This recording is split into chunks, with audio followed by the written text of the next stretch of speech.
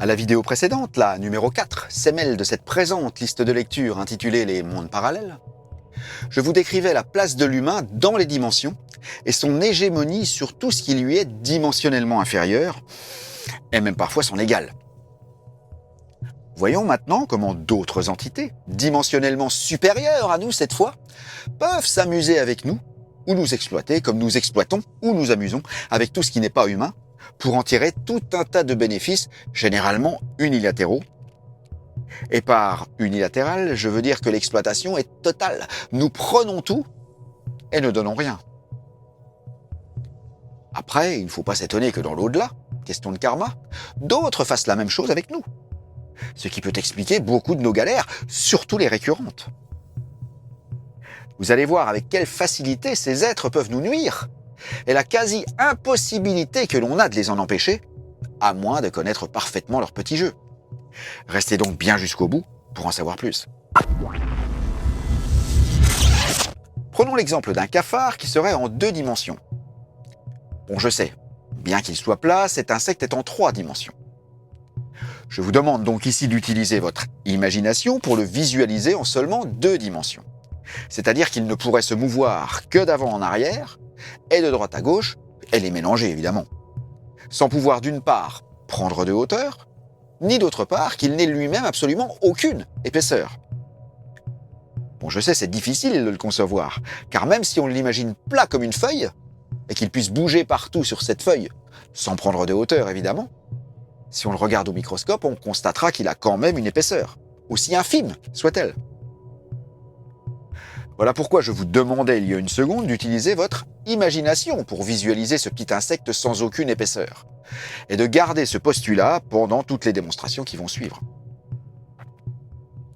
Vous remarquerez au passage que c'est extrêmement difficile d'imaginer une telle créature 2D.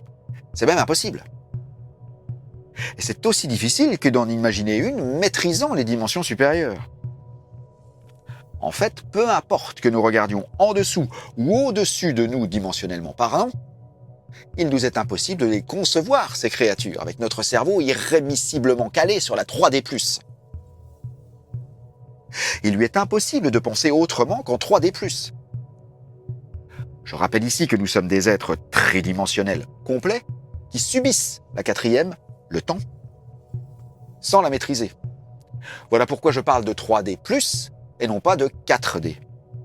La seule chose que nous puissions faire est de le penser du mieux que nous pouvons, mais jamais nous ne pourrons appréhender parfaitement un être en seulement 2 dimensions avec notre cerveau actuel. Comme nous pourrions par exemple imaginer un éléphant rose à pois jaunes ou même le Père Noël. Didactiquement parlant, nous sommes obligés de postuler ces créatures si l'on veut faire avancer le schmilblick. Prenons donc la feuille de papier que j'évoquais avant et jouons avec notre petit cafard 2D. Si je fais un point de départ A ici à gauche de la feuille, puis un point d'arrivée B à droite, et que le cafard part de A pour aller à B, ça lui fait cette distance-ci, la longueur de la feuille, ce qui pour lui peut représenter une trotte.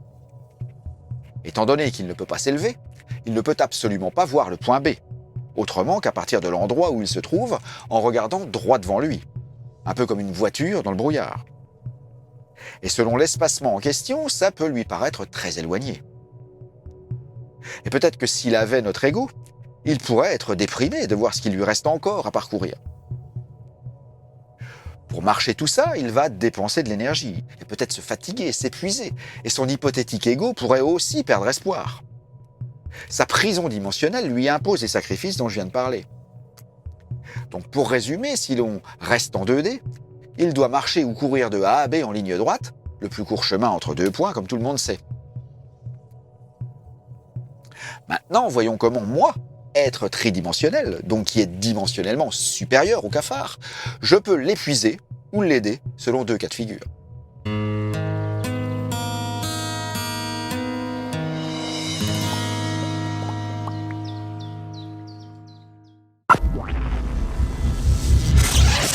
Si je lui fous la paix, il arrivera à son point B avec juste ce qu'il faut d'énergie pour. Ça prendra ce que ses critères énergétiques à lui réclament et rien de plus. Mais si moi j'interviens, moi la créature 3D omnipotente à ses yeux, avec tout pouvoir sur ces 2 ridicules dimensions, une fois qu'il est parti, si j'incline la feuille vers le haut, je le verrai ralentir, s'épuiser, patiner, et même reculer si je m'approche de la verticale. Incliner sa feuille est un jeu d'enfant pour moi, car je maîtrise la 3e dimension, moi. Je peux m'amuser de le voir exciter ses petites pattes dans le vide, alors que dès qu'il progresse, il me suffit d'incliner un peu plus la feuille pour annuler tous ses efforts. Pour lui, c'est absolument éreintant, mais pour moi, c'est un simple jeu d'incliner sa feuille. Ça ne me demande aucune énergie. Alors imaginez que je sois un petit con qui s'amuse de la souffrance de cet insecte en 2D. Simplement car il se débat comme un beau diable pour atteindre son but, et que ça m'amuse, moi, de le voir s'épuiser. Son but. Peut-être que pour lui, c'est le but de sa vie. Peut-être que c'est sa raison d'être. Il donne donc tout ce qu'il a, s'épuise. Alors que moi, je m'amuse de ses souffrances, en fait. Le fait que ça m'amuse me procure du plaisir. Ça me fait rire, ça me donne de l'énergie. Je me nourris, en fait, de ses souffrances. Un peu comme tous ceux et celles qui s'amusent de la lutte implacable et du supplice du taureau dans l'arène. La souffrance de l'animal et le prétendu courage du guignol habillé en sapin de Noël qui pique procurent du plaisir à tous ces barbares. Et dans le cas de la tauromachie, tout le monde est en 3D là. Je vous laisse imaginer, lorsqu'on est dimensionnellement discordant, la source inépuisable d'énergie que les inférieurs peuvent être pour les supérieurs. Donc pour en revenir à notre cafard, si dans un souci de démonstration, je lui alloue la faculté de penser, il ne comprendra pas pourquoi il n'arrive pas à atteindre le point B malgré tous ses efforts. Il s'épuisera, passera sa vie entière à galérer, à patiner, à reculer, à dépenser toutes ses ressources en vain. Tout simplement à cause de l'inclinaison de la feuille que je maintiens car ça m'amuse. Et à partir de là, tous les vices me sont permis.